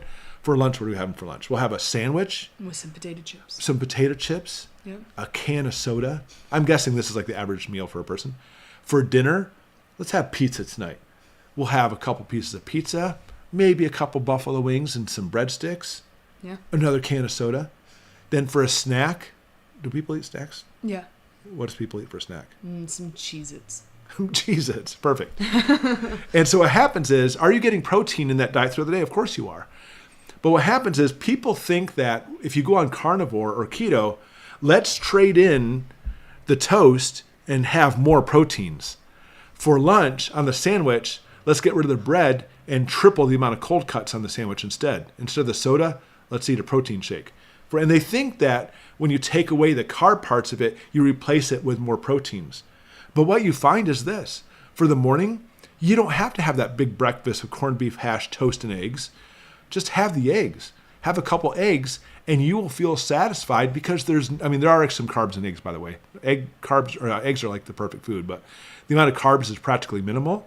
You could easily just have the eggs, and you will easily be satisfied until lunchtime. When lunchtime comes around, I'll sometimes have, and cold cuts are sometimes not the best thing to eat anyway, but sometimes I'll have cold cuts, a few like wrapped up in cheese, if I eat lunch at all. And I'm perfectly satisfied until dinner. And now pizza, instead of actually having the pizza, I'm not like taking pizza-sized slabs of meat and just eating. People think that now you're increasing the amount of proteins you eat. That's not the case at all. You're just cutting out the carbs part of it. And when you're eating nothing but the proteins and stuff, it's practically speaking the same levels you were eating before. If anything, maybe it went up a little bit. But you don't have to eat as much because the carbs make you hungry. But when you're on keto or especially carnivore, you just don't get super hungry anymore. It's a meal that you feel satisfied with. By the way, when you eat carbohydrates, I don't care what you eat, 15 minutes it'll last in your stomach. 15 minutes. Not to mention it's going to spike your glucose. Not to mention it's going to spike your insulin. And it's going to set it up so 30 minutes later, hour later, 2 hours later, you're like, oh, I really need to eat something else. But what happens is when you eat proteins and fats, and that's what there really is, by the way. People think that carnivore and keto is just proteins. It's not. It's proteins and fats. You have to have the essential fats. It can stay in your stomach for up to 6 hours. So you're just not really hungry. Yeah. I feel satisfied. I feel good. So you may increase your proteins and fats a little bit, but what you're really doing is just cutting out the carbs part of it, and you will feel fantastic. I really should be like the spokesperson for keto. The Keto Federation has not called me yet for it. I don't know if there is such a thing. Keto Federation. But anyways, long story short, if you increase the amount of proteins and amino acids you're eating, it could conceivably cause problems with your kidneys. But I'll be honest with you, if your kidneys are healthy, you'd be amazed on the amount of nephrons in your kidneys that can actually sustain life. We're born with they're microscopic units called nephrons in a kidney, 2 million or something like that per kidney, something like that. You only need a few to survive. But over time, they get destroyed. And by the end of your life, you could take out one kidney and still easily have enough from one kidney to carry on life. And if some are actually damaged by proteins, it's really not the end of the world. But obviously, if somebody just really loads of proteins all the time, it could conceivably cause problems. But I'll say it again. I've heard doctors say, keto, that's not healthy, as their patient weighs 300 pounds. And you're like, no, that's not healthy. If we could argue about keto, maybe not healthy in some areas, but obesity guaranteed is not healthy. That is the number one link to heart disease, which is the number one killer. So anyways, I see me and keto as basically, don't get me started. It's the solution. And carnivore too, by the way. Do you recommend companies like Patriot Supply for stocking up? That's a great question, Heather. Do I recommend companies like Patriot Supply for stocking up? I do, but I don't. I think it's important for everybody to have a certain number of, freeze-dried foods. You get those meals in a pack from like 4 Patriots and stuff, and I have some too. I find that sometimes there's a lot of preservatives in those, but you know what? We can get by with some preservatives. I just try to be as healthy as possible. You find that sometimes they're expensive. I think it's important you do pick up those things. Maybe pick up like a can of August & Farms when it goes on sale. That's what I like to do. Or if I have some there's different companies I've bought stuff from, by the way. And there's a new one that I'm going to possibly start working with. They sell these things too. It's important to have them. I know the company Wise. I've never bought any Wise stuff, but Wise has things too. You are paying for it. It's pricey. But I think it's important, besides buying stuff from them, you should, is really have a big diversity of different types of foods anyway, by the way. And I always talk about canned foods are always good. If you really want to just stock up on a lot of rice and beans, that's probably the most inexpensive prep you could do. But I don't have just rice and beans either. I think it's important for having a bunch of different companies. I think the problem comes in is practically using almost all your money to buy nothing but things from like 4 Patriots. I think that's a bad idea. Should you have some? I definitely think you should. You should have, I mean, depending on how much you can afford, quite a bit of it, I suppose. But it is expensive. But I would certainly recommend that should be the majority. It should not even be close to the majority of what you have as far as your stockpile goes. Christy says, so will keto help me gain weight? Yeah, maybe. If you're one of those people who literally can't gain a pound, then the rest of us hate you. Now, I say that completely lovingly. Obviously, I'm just joking. There's a guy who just joined martial arts with us. He's probably in his 30s, maybe pushing 40. Oh, he loves it. He's like, this is the best thing I've ever been in. And anyway, he has that problem. He just can't gain weight. And I was talking to him about possibly doing things to bulk up. You don't want to bulk up the wrong way. For example, he told me he loves McDonald's. And listen, guys, you'd be surprised. Getting like a hamburger patty from McDonald's is actually, in reality, not that bad for you. They may actually fry it up in vegetable. I don't know. I don't know what they fry it up in. They may fry it in vegetable oil, may not be the best, but the beef patty is actually really good. Even being fried, by the way, you need the oils, you need the fats. Hehowever, alternately, French fries have been proven to be like the worst thing known to mankind. And so he said he wants to bulk up. And I said, what do you eat? And he goes, I eat McDonald's. I was like the meals and stuff? He goes, no, I eat just the burgers. And I said, well, if you want to just like gain weight, you can go with possibly having the French fries, but that's actually a dangerous weight to gain, by the way, because you don't want to, having that type of carbs and starches and stuff being fried is really not the way you want to go. You can actually gain weight, unhealthy weight, if that's the case. But keto puts it in the right direction. I've noticed, and here's the thing, I was in the military and I used to run road races and I used to be an avid skier in Colorado and a hiker, and I've always been kind of an athletic guy. And there'd be a lot of times where I would actually even work out lifting weights and stuff, and my muscles would gain, but nothing really surprising or impressive. But between keto and martial arts now, I find myself looking in the mirror sometimes saying, holy cow, look at my muscles. And there's been times where I've wanted to actually get a 6-pack on my belly. I never did. And now one's forming. And I'm like, I've never had that before. And so I think it's a combination between working out and keto that actually is making me bulk up muscle-wise. Yeah, she said years of chronic disease that I finally beat has left me drastically weak and underweight, trying to get back to something called normal. Yeah, no, I know. And that's unfortunate. This disease will basically trash your body and come back for more, which is unfortunate. That's the biggest thing. Like when I was in the ER, that's when it opened my eyes up and realized that, wow, some people just really are gypped with crappy bodies, unfortunately. And some people, just the diseases they actually have, it's really sad because I guess in being naive, I thought most people who had diseases they kind of like went down that path where they shouldn't have. Maybe they didn't eat right or took drugs or something. Obviously, people do go down that path. But some people are just born with bum bodies, unfortunately. Or something does happen, catastrophic autoimmune diseases, and it does affect their body in their whole life, which is unfortunate.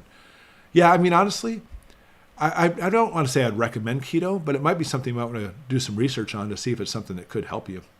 Because I want to make it really simple. Carbohydrates are for energy. And your body takes carbs, excess carbs, and turns them into fat for energy later. But if you want to build your body up, you have to have proteins, period. Your body is made up of proteins. It's made up of proteins. And if you look at any true bodybuilder, somebody who's actually very cut, muscle builder, somebody like in the movies who has like the perfect body, whatever the case may be, they'll tell you it's all about proteins. It really is, because the proteins are the building blocks for your body. And unfortunately, the American diet is very low in proteins, good proteins anyway, and flooding you with carbs, unfortunately. Betty Boop. Betty Boop. I see that right there. How much bleach do you add to 16-ounce water bottles to purify them properly long term? Thanks for the super chat, Betty Boop. that's the problem, is if you're talking about the old school concentration of bleach. Bleach used to have just one concentration to it. For a 16-ounce bottle, it would be 1 to 2 drops of bleach for 16 ounces. But some of the concentrations have dropped now, and you actually have to look at the concentrations. I have a video out, and I bet Phil knows it. I have a video out that talks about how much bleach to add. I don't have those numbers in my head right away, though. Marsock Raider says Reese's have protein. They do, but not much. Johnny Abbott. Look at that, purifying for water. Thank you. Johnny Abbott, do you run or swim for cardio or endurance building also? I do. I would love to swim. There's no place here near us that there's no pool. There's not. And we have a pond in our backyard, but half the time it's frozen over. Yeah. But running, yes. I run. I try to run every day for my plan for working out in martial arts. I try to run. I love running, by the way. That is my thing. And then for endurance, along with the running and the cardio, is we do, especially what I teach in my class, and I like it when I actually practice myself, we do what's called cardio sparring. And I'll tell you, the times when I'm really pushing myself running, you know how it is. You'll jog, you can jog all day long, then I'll turn some music on and I'll like sprint, and you're like, oh, I can't catch my breath. It's amazing that you really have to push yourself in running to make that happen. But if you are sparring and you're going against someone, and it's like 2 minutes straight of sparring, we call it cardio sparring, it amazes me on how much energy it uses and how much it'll tax your breath. It really is cardio. And it's one of those things because you're using all parts of your body to doing like a jumping, spinning kick or something, or whatever you're going to do to try to go against your opponent.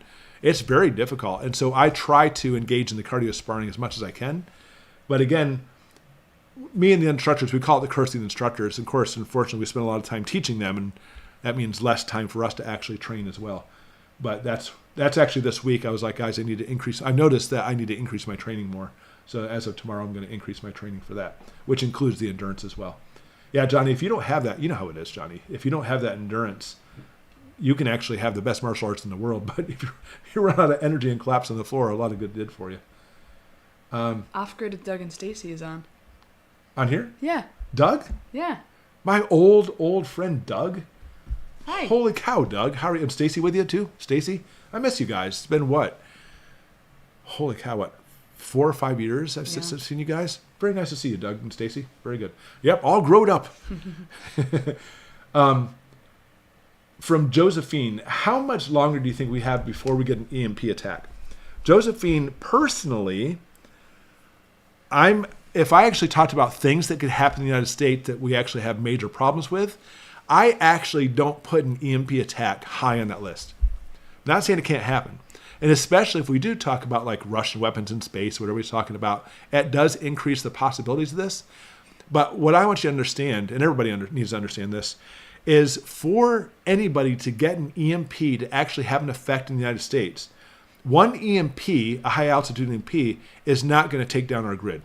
It'll take down a section of the grid. It actually may take down one of the grids for a little bit, but most of that grid will come back up again within 24, 48 hours. If you truly want to take down America's grid with EMPs, you're going to need 6 to 8 devices in our ionosphere. 6 to 8. The only way to get those up there, by the way, is either already have them, like say Russians have some space nukes, they drop down and go off. That is a possibility. And I think that's probably one of the biggest things we're worrying about now, seeing in the news with these Russian space weapons they talk about.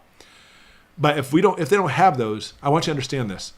The only way to get those nukes up in the ionosphere is with like ICBMs or SLBMs, submarine launched ballistic missiles. And we will pick those up coming toward the United States, and we will launch our nuclear missiles in retaliatory strike before they even hit. So people think that suddenly we're going to have nukes just mysteriously appear in our upper atmosphere, go off, and now down goes our power grid. They have to come from somewhere. Either they came from space, that's always a possibility that we're talking about now. The only other way to get them up there is by missiles coming like from Russia, for example, and we're going to have a retaliatory strike. And the EMP is just a first step of a major nuclear war if that happens. Now, will it happen? Maybe, maybe not. We've actually had this deterrence going on for a few decades now with all our nukes pointing at each other, which has stopped us from launching them. But I'll say it again. I think that's why our intelligence community is very worried, because they're saying that the Russians are trying to put weapons in space. They're saying they're putting these weapons in space to be able to nuke our satellites up there, which could be bad. But think of it this way. If they have nukes up in space, at any time, they could simply just drop them down in the ionosphere, set them off in the ionosphere, and now an EMP happened, and we would have, practically speaking, little or no warning if that happened. That's our worries more than anything else. So anyways, how long until we have that happen? I don't think we're looking at in the next year or two. But, I mean, obviously I could be wrong. I don't think an EMP attack is going to be the major thing that's going to be causing problems in the United States. I think it's going to be a grid bring down either by cyber or by infiltration, if you ask my opinion. But, again, since none of us know for sure, that's what I think is going to happen. When do you believe we'll see an escalation? Hello, Music Nation. I think this year. I really do. I really believe we're going to see a connection between escalation and the election, because we just know how those things kind of point out and happen during those election times, don't we? But that's my opinion on that one too. I think this year we're going to start seeing some major stuff. From PJ Child, I use mylar blankets, I should say, to cover my solar generator and panel, and will be using it to cover our large gas powered one. Will that be good enough? It should be. When you look at anything as far as using any type of Faraday shield, to put it that way, it should be grounded. But you'd be surprised in how easy these Faraday shields can actually protect your devices. Now, here's a warning though. If you have a solar generator and you put one of those shields over it, but it's plugged in the wall, it's going to get fried. You have to disconnect it from the grid, because the majority of the problems come in through high currents through the power lines to your systems, and it's not going to be from just the atmosphere coming down. That's a possibility too, by the way. That's where those shields come into play, or the Faraday blankets, they call them, or the mylar blankets. They'll work for that. But if it's still plugged in the wall, it's going to get fried. You have a shield all day long, it's still going to fry if that's the case. If they send us an EMP, will it hit all of the U.S. or part of the U.S.? That's what, if we want the whole grid to go down, all the U.S., it's estimated 6 to 8 EMPs going off. And it doesn't have to be simultaneously, by the way, but in a matter of like a few minutes to a couple hours. 6 to 8. One will not do it. We have 3 grids in the country. Simply put, we have a West Coast grid, East Coast grid, and Texas has their own grid. And so if you see the EMP going off in a specific area, let's say over the East Coast area predominantly, the West Coast grid may not go down at all, or vice versa.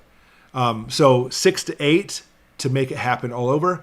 And it's not simply just the high current to take the grid down, because you'll actually have these huge computerized breakers, little trip, by the way, to stop it from spreading.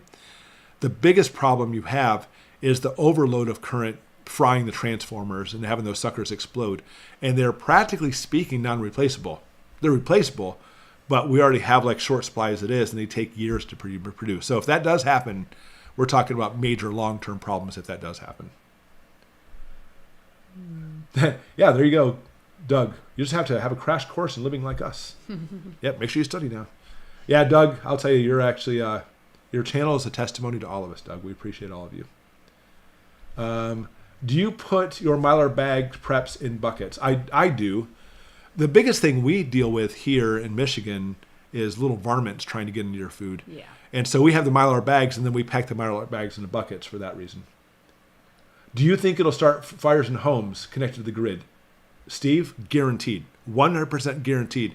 If there is EMP attacks, there's an excellent chance you will have arcing at your house and might catch your house on fire. That's something you very well need to understand. And by the way, guys, an EMP, if you want my opinion, is actually not as problematic during this time right now as a coronal mass ejection from the sun, because we're coming to a solar maximum, and we are past due for a Carrington event, and those things caused major fires back in the day before there was barely lines at all. And so the biggest thing is those lines that stretch across the country will take that incredible amount of ions causing current, which goes to your houses and buildings and stuff, and it will arc, and they have been known to cause fire. So that is a very real possibility of a fire you have to look at. What handheld devices for communication will work for up to a mile on flatland? I mean, honestly, hey, David. Hey, how are you, David? How are things with you? Actually, any basic walkie-talkies will work a mile. If it's flat land, they'll go really well. There's no flat land where you're at. David, what are you talking about? Let's see. Yeah, from China as well. Exactly. Yeah, Steve will survive. We had a transformer up the road get hit by lightning and it started a fire in my panel box. Exactly. That's just lightning. When we talk about EMTs or a CME, there's actually 3 phases, E1, 2, and 3, when it comes to basically how that EMP will literally shift our ionosphere and induce a current. And the amount of lightning, we've had lightning going on since the beginning of electricity per se in the United States. So we actually have devices to protect us from lightning. That's the E2 phase. That's not the one we worry about. And it still caused a fire in your panel. It's the E3 phase. It literally shifts our entire ionosphere. The Earth is not just Earth and here's atmosphere and then space. We have a very thick layer of ions. And the ions actually come from solar radiation and what's called Compton scattering. They accumulate up there. It helps protect us, by the way. So if you do have like a solar eruption, it's going to absorb that eruption rather than fry us here on Earth. That's good. But if it gets so big, literally that whole ionosphere on Earth will shift. And whenever you have a movement of ions, it induces electricity. And now picture that happening to practically every breaker panel in every house across America, which is a very real possibility. And that's the thing is I don't think people worry about the fire so much. They don't think about the fire. They just think that, their microwave oven won't work anymore. And that's what they worry about. No, it's one of the fires is one of the biggest things we have to fear and worry about in this. Hey, Doug, thank you. Look at that, guys. Doug gave us a super chat, $200. Doug, I appreciate that. Stay vigilant. Get some preps, build community. Night, night. Thanks for coming in, Doug and Stacy. If Stacy's not there, tell her we said hi. We miss you guys. We'll have to make a trip down and say hi to you guys. We haven't been there in a while. Anyways, Doug and Stacy, thanks for coming in. We have, and thanks for the super chat too, by the way. And from Alan, we have a $5 super chat. Don't forget Club K missiles on shipping containers carrying nukes. Hundreds of miles off the coast on container ships. We would never know about them. 100% correct, Alan. That is a very real possibility. As a nuclear attack, that's a very real possibility. As an attack with EMPs to take down our grid, it's less likely because you have to be able to look at a trajectory of the missiles going up into the ionosphere over the Earth. And if that's the case, they would just use the SLBMs, submarine launched ballistic missiles using multiple independent warheads. That's actually a more realistic probability for EMPs. But you're absolutely right, Alan. It's been proven there are containers that could easily launch some nukes at us. But we're talking about, if that's the case, either using a hypersonic or possibly for some crazy reason they want to just nuke New York and take it out. I think that'd be a more possibility in that thing. But good comment, Alan, and thanks for the super chat. Rebel says, I have a natural gas heater. Will an EMP bother that? A natural gas heater will not. Yeah, that's a good question. No, your natural gas heater will not. You do have to worry about devices if they're electronically controlled, but most of them are set up, by the way, like our gas range is set up where if it doesn't have the electricity goes through crazy, the valve will simply just stay shut. You usually have to have a very precise, specific thing to happen for it to allow to open up the gas. And for example, for most ranges and ovens, it actually has to sense the heat coming in from the igniter before it starts opening the gas valve up. And that won't happen when you talk about the current with that. Let's see. It's cute watching you read the comments to yourself. Good seeing you. Good seeing you too, Doug. Doug, when are you going to come up to Michigan, buddy? I see the way you do things around your place. You need to help us get some work done around here. Believe it or not, I was in a microburst storm in the 90s that caused a small EMP, a shutdown on cars and power out within 10-block radius. Wow. I was driving a 90 Honda and it just turned off. Yeah, Steve, that's a fantastic statement, by the way. I love saying these stats because people don't know this. To give you a little bit of relaxation, the studies are very clear and evident, by the way, that even if you have the most modern car, like we have a Toyota Highlander. Well, I don't. My wife does. That's her luxury car. I wish I had that thing. It's beautiful. I have an Outback. I love my Subaru Outback. But either one. Let's say we're driving my Outback. We're driving her Toyota. 95% of cars, even if you're driving down the road happy as can be and EMP goes off, the car will stall out. And some of the chips on board could fry. They will not guaranteed fry. That's what people think. All of them will fry. That's not the case at all. If the car's plugged in the wall, yeah, the grid's going to connect to it and fry it. But if we're driving down the road, it will stall out. 95% of modern cars, we're not talking about old ones, modern cars will start right back up again, just like you saw, Steve. So for you, your Honda started right back up again, and that's what you'll see in almost every single car driving the road, 95% of them. All right, you know what, guys? We're getting to the end. I'm getting a little fried here, so we're going to stop after this last question. I just saw it. It was a fantastic question. Let's see. Actually, I see two questions. I'll do with D first. What about a propane tank maybe 20 feet from my house, 250 gallon? It will be fine. Obviously, you do have to worry about fire, unless your house catches on fire. But you would be incredibly amazed at how resilient propane tanks are from not exploding with a fire. And they do these, by the way. They actually have a valve on them, a relief valve. So, and don't do this, guys. Please don't test this. But let's say you start a fire underneath your propane tank, see what happens, and it gets so hot, it's going to increase the pressure. The relief valve will open, the propane will come out, and it'll look like a jet of fire. Then a little pressure will go down, it'll stop. But to make it actually explode, you'd be amazed the amount of heat you need to actually make that sucker go. And an EMP won't make that happen at all. All right, then the last question I saw, let's see. Was it the one? Here it is. I'm going to leave everybody with this last statement from Long Defiant. Hey, Long Defiant. What kind of social order do you believe will have to emerge if there's a total collapse? That is our biggest fear, period. That is the problem. People will say things to you like this. You know what? If our grid goes down, we went thousands of years without electricity before. That's true. But modern America hasn't. People don't know how to survive like that anymore. It will cause a complete collapse of society and people killing each other. People say things like, oh, you know what? We'll be fine. We lived in an agrarian society back in the past. We can go back to agrarian again. Again, you're right, we can. But not with 350 million people-ish in America. Now, no way we can go back to agrarian with this many people. The problem is, and here's why we have a prepping channel, guys. This is why we prep. It's to get you from point A to point B. Point A is today. You can watch Netflix. You can run to Mickey D's. You can do all these fun things, whatever you want to do. To point B, after all this crap happens, you'll still be alive down here. Whereas there's a chance, a very good chance, if we see the right scenario play out, like the grid goes down, 90% of the people in America will die off. We're talking about, instead of 350 million, we're only talking about 35 million people still living. Think about this, 35 million instead of 350 million. At the end of this point now, our job is to try to get here. Now, look, if nothing happens, we did get here. Great. There's no point A to point B. You prepped and you have some extra corned beef hash you can munch on for the next 10 years. You're good to go. But the whole point is this. When we see a society collapse, it is not sending us to an agrarian society. It is not making us see how long we can last without electricity. It is surviving the chaos from the people who didn't expect it, who didn't prepare. Because history shows us they will become exceedingly violent in trying to get your stuff. You need to be ready for that more than anything else. EMP, CME, power grid going down, nuclear attack, etc. That's our biggest fear, unfortunately, is other people. I love people, but that's historically shown that's going to be our biggest problem. All right, guys.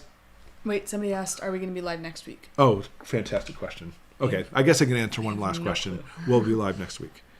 I know I only have one more tournament for this season, and that's not, no, actually I have two. I have a tournament coming up in April. Yeah. Then I have districts in June to get a district title. So only two more tournaments left. So I know that's not going to stop us. But let me see what is going on here. March 10th.